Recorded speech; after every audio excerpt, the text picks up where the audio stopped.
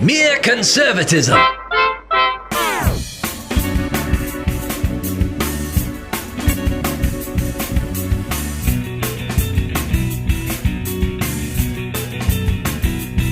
Hello.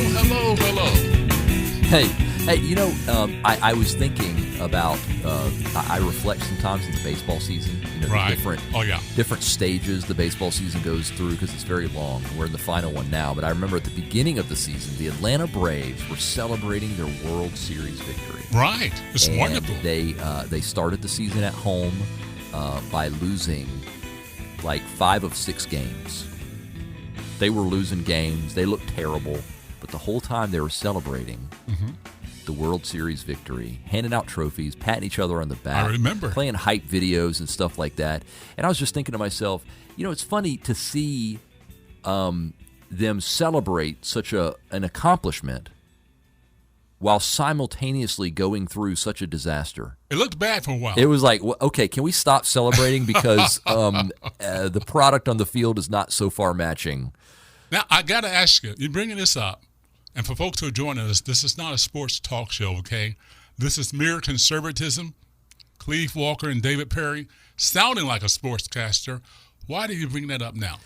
Well, only because, and maybe I'm jumping the gun, and forgive me, Cleve, but I can't help but think that sometimes things happen in politics, which is typically the discussion of this show, that mirror this. When you celebrate something and it looks really weird to do it because of what's currently going on.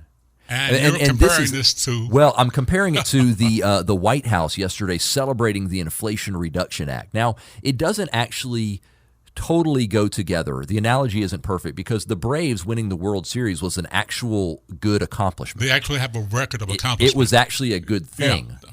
The Inflation Reduction Act was a bad thing to begin with, but it seemed really funny to plan a celebration at the White House, a party, while the same day the month's inflation number came out, the CPI number came out, and it was really bad news. Inflation was still very high, and the Dow dropped 1,200 points. It was tanking.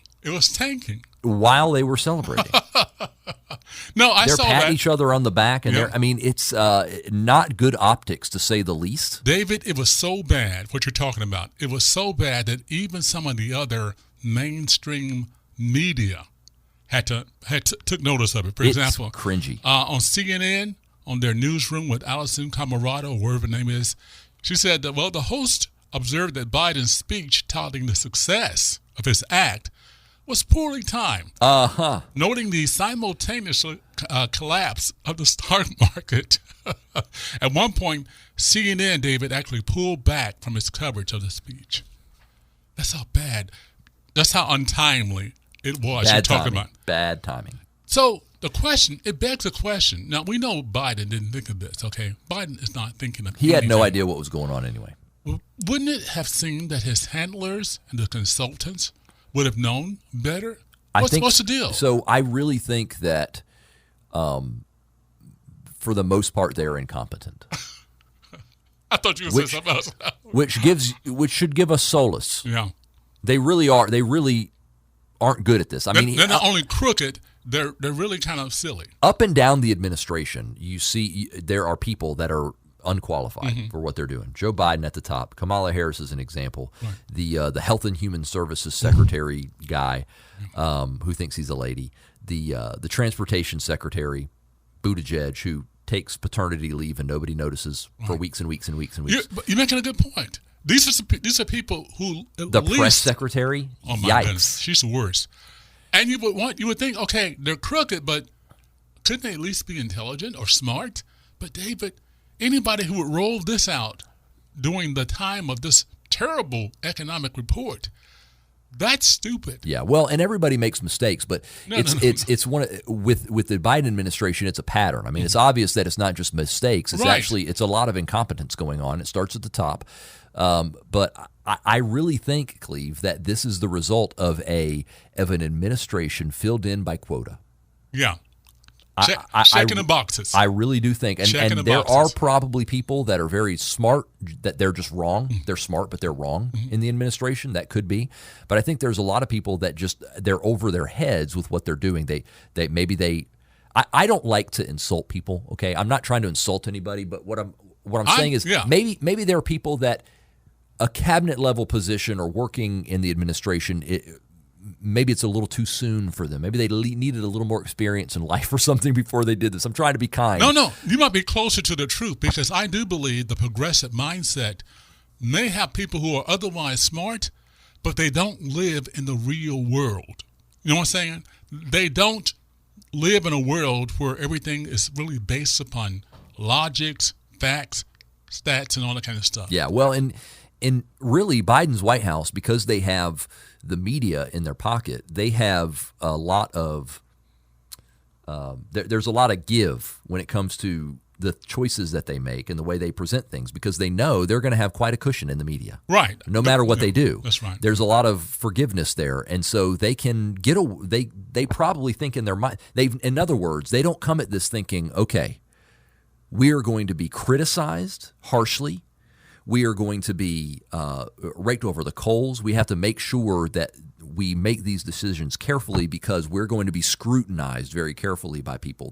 They haven't been scrutinized carefully. They know they're not going to be scrutinized carefully. So their work maybe gets a little lackadaisical and lazy. Maybe. I try not to criticize people and be mean. I'm just saying that it's possible because they're just not tested. They keep making mistakes like this. They know they're not going to have to answer for their mistakes. They know this.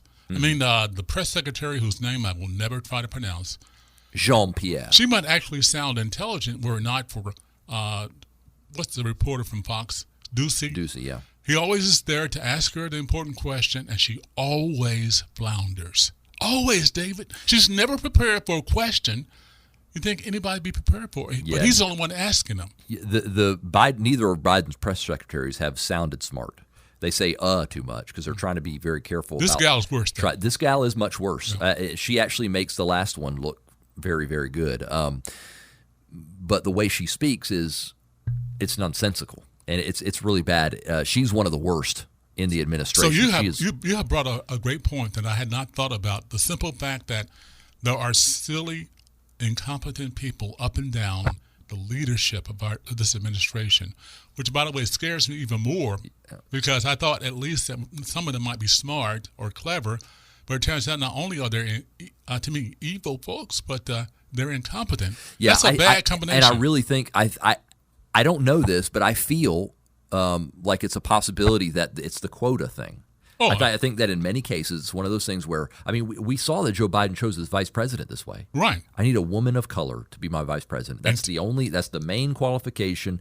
Okay, this person has some credentials behind their name, but most of all, it's a woman of color, so she qualifies. She qualifies. And she is a disaster area. She's terrible. I mean, so bad that even the other side, even the mainstream media, can't cover for her. Even though they still try, though. Well, and you mentioned a second ago, Cleve, that they may be evil. Some of them may be evil and bad, and I think that may be the case in some cases. And in any administration, you might have some people like that. Probably much more likely. But some might be well-meaning, but simply... Yeah, some people might be well-meaning, but just wrong. And some people may just be just bad people. But I think there's a real possibility that right now we have a Satan worshiper as in a position in Joe Biden's administration. I don't know. I can't remember the guy's name, but the monkeypox czar guy.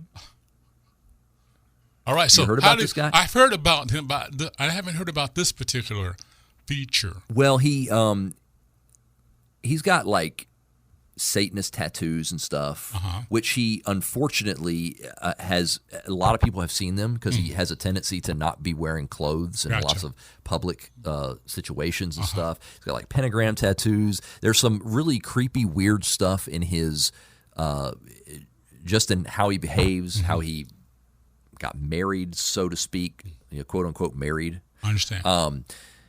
So I don't.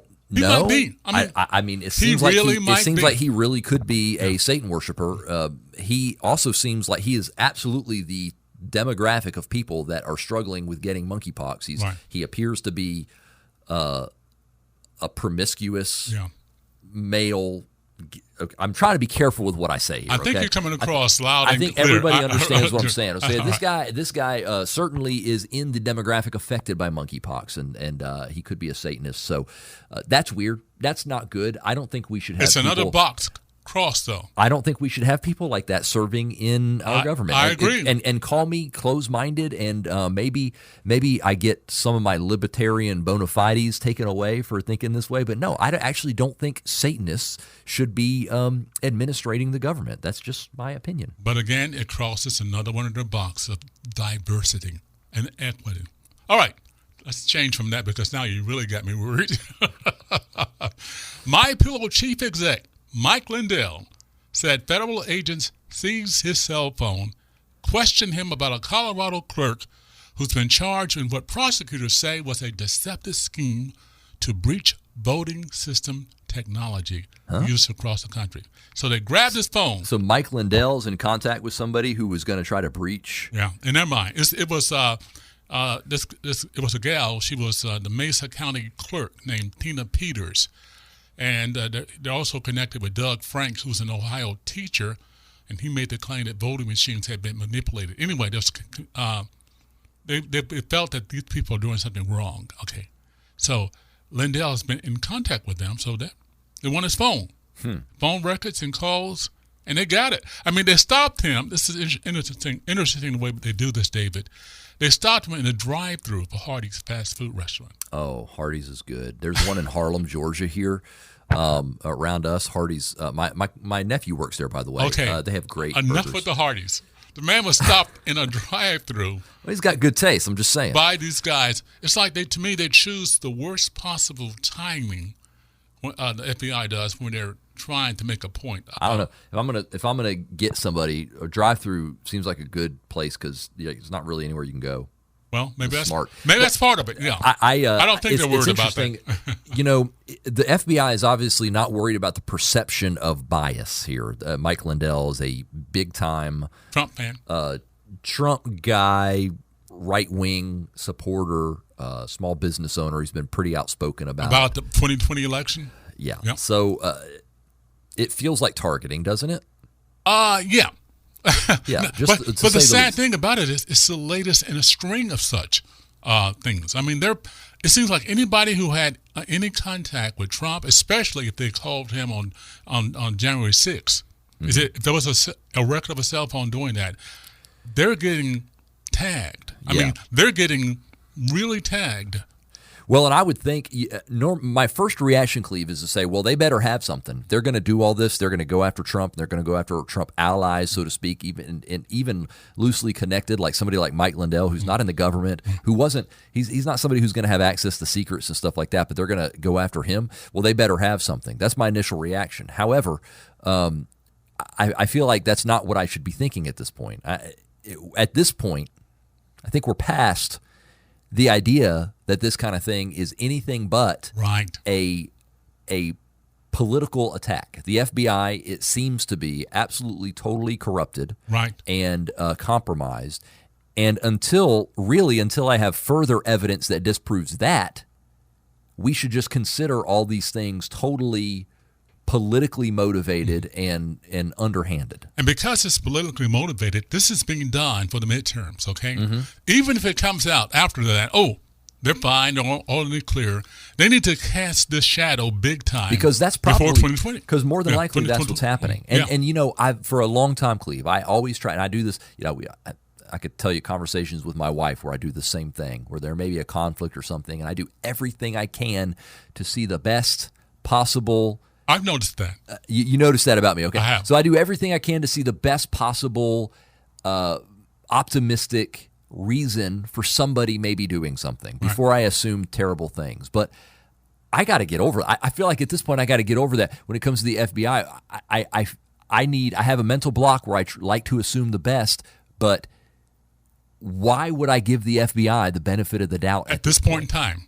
There's no reason to Right. do that. So instead, what we should be doing is assuming until further notice that this is a completely underhanded political attack. And until that is disproven, that's the way we need to think about it. Otherwise, why is all this happening now?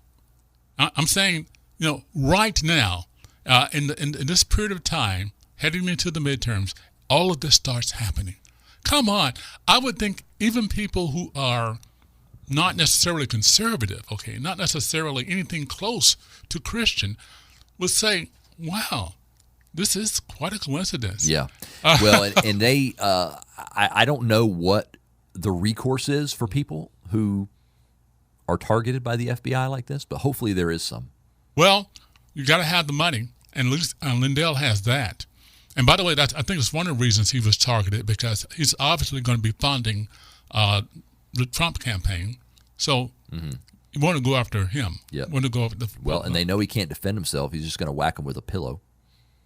Somehow I knew. Somehow I knew proprietary foam in those pillows. It is, it can hurt if you whack them hard enough. David, sir, you're getting bad. You got to get them right in the schnoz. If you hit even with a soft pillow, Cleve, I've learned this with my children. If you get them just right, it can still hurt pretty bad. I never thought there would be us doing pillow talk on radio. We love pillow fights at my house. But that's great. My girls, I don't know what it is. They love getting whacked by a pillow. All right. It's By so the way, weird. And this is not a commercial. I own a couple of the pillows from My Pillow, and they're great. There? Yeah, You like them? I like them a lot. Best sleep I've ever gotten. You lay your head on them, or do you do the thing where you like put one under your back, or anyhow, or hug one, or something? So Mike like that? Lindell is in the crosshairs, as I knew he would be, and people like him. So we're going to hear more. By the way, we're going to hear more arrests, more FBI stuff like this. Just get ready for it, and they may come out with something like, in their mind, some kind of bombshell accusation, not proof, but a bombshell accusation. What'll happen, Cleve, is it'll leak. Yes. It won't be like an official thing. It'll leak to the Washington Post. Yeah. And that will be all they need. Have you ever noticed all the leaks are always to the detriment of Republicans? Of course they are.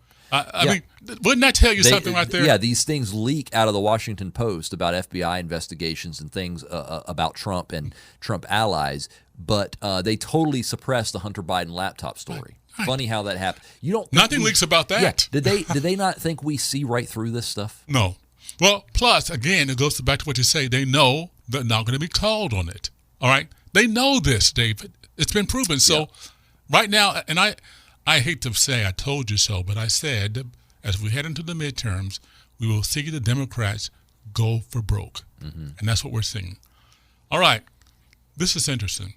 The Biden administration proposing new regulations on the 50th anniversary of Title IX, which is a real important act, that prohibits sex-based discrimination in schools. Mm-hmm. They want to expand those protections now, David, to include sexual orientation and gender identity. Mm-hmm.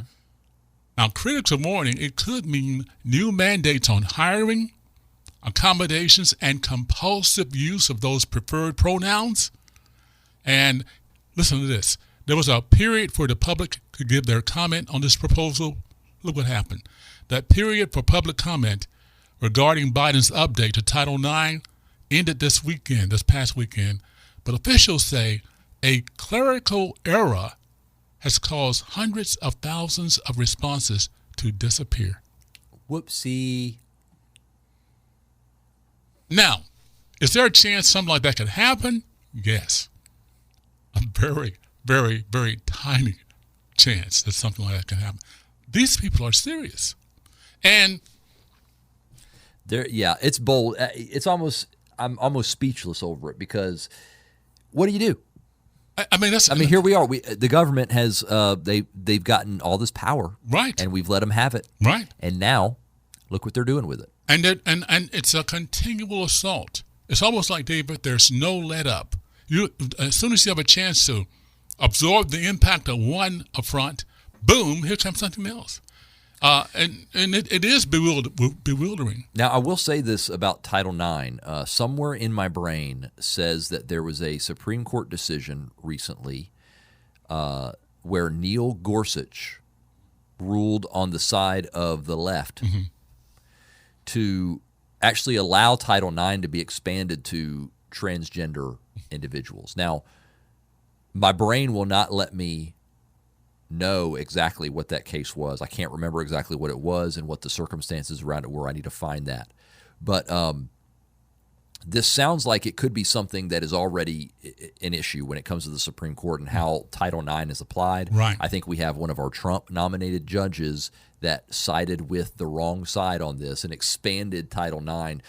I'll have to read more about that because Gorsuch may have a somewhat narrow understanding of what he means by expanding and what they mean by expanding. Maybe. And so I need to look at that too. But, we got to remember that, Title IX, a lot of these laws, one thing that the Supreme Court is supposed to do, and they do it in some cases, in other cases they don't. They did it with Dobbs. They go back to the time when the law was made and what it was supposed to mean at the time. That's important. Right. Okay. Title IX was not about men who think they're women. No. Was not about men who dress up like women. It was not about people who just wake up one day and say that they're women. It was about like actual real life women. Well, and to implant the idea from the 1970s or whenever this thing was this law was written, to implant our current idea, which is crazy right now, that you can just be whatever you want to be, that gender is malleable and changeable, into the mindset of the people who passed that law in the 70s is wrong. Well, what's even more ironic, David, is this. This Title IX was meant to protect women in particular from unequal treatment as far as sports and funding is concerned. But if it is used to push this transgender thing, it will destroy women's sports in schools. It will wipe it out. Women it will are also hurt by mean this. women having to have men in their dressing rooms. I mean, it's going to do the opposite. Yeah, women are victimized by this. It's going to do the opposite of what Title IX is for. And it will force teachers to call students by their preferred pronoun. They'll be forced to. It's going to be part of this. This is what I mean when I say certain things, okay, they're political, there's a difference, there are nuances. This is evil to me. That's pure evil, what you're doing in taking away what is an absolute truth about gender and turning it into just a bludgeon to bring about this horrific change in our society. No. And it's funny because a pronoun is not that big of a deal, right? It's a small word.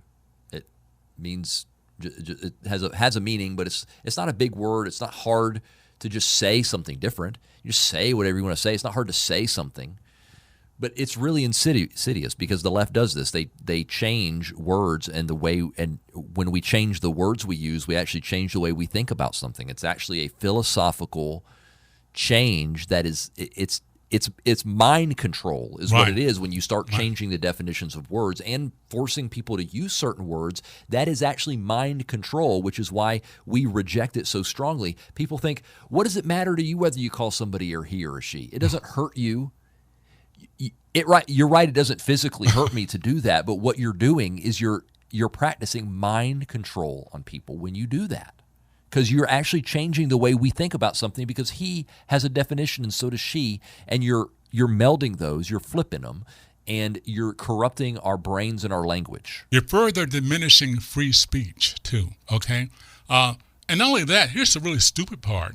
A guy or a gal can change their pronouns at any time according to the fluid way they feel or they perceive themselves. So yesterday they could be he, her, them, and those. Today, I feel more like it, them, I, me, and you. Okay, you see what I'm saying? They can do that. So it's you call me zonk or bonk. So it's in one sense it's totally insane, but again, it's a threat to free speech. All right, you can speak like that if you want to. That's you. For you to force me to confirm that and speak like that, not so good. And well, actually, I would say I would maybe even go a step further the opposite direction. I would say you can't speak like that. Oh, okay. In a classroom Right. or a business or something. If I was a teacher or I was a principal, I would say, "You are a he."